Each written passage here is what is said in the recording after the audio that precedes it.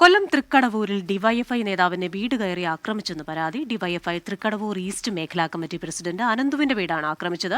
കസേരയും വാഹനവും ഉൾപ്പെടെ അക്രമികൾ നശിപ്പിച്ചു. വിവരങ്ങളുമായി സൂര്യഗായത്രിയാണ് കൊല്ലത്ത് നിന്ന് ചേരുന്നത്.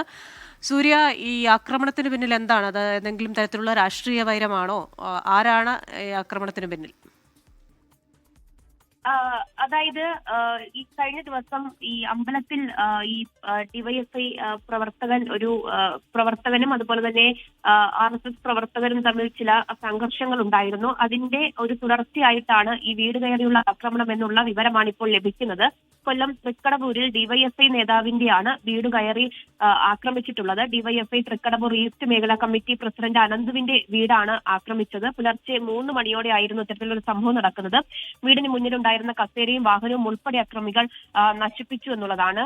ആരാണ് ആക്രമണം നടത്തിയത് എന്നതാണ് വ്യക്തമല്ല എന്ന് പറയുന്നു.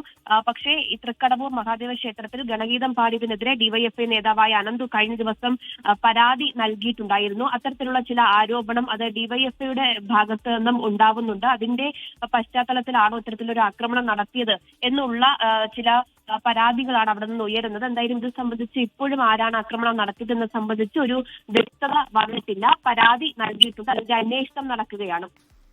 ശരി, സൂര്യഗായത്രിയാണ് കൊല്ലത്ത് നിന്ന് വിശദാംശങ്ങളുമായി ചേർന്നത്. ലോകത്തെവിടെയായാലും ഏത് സമയത്തും 24 വാർത്തകളും ഓഗ്മെന്റഡ് റിയാലിറ്റി പാക്കേജുകളും എക്സ്പ്ലെയിനറുകളും വിശദമായി കാണാൻ ഞങ്ങളുടെ യൂട്യൂബ് ചാനൽ നിങ്ങൾക്ക് സബ്സ്ക്രൈബ് ചെയ്യാം.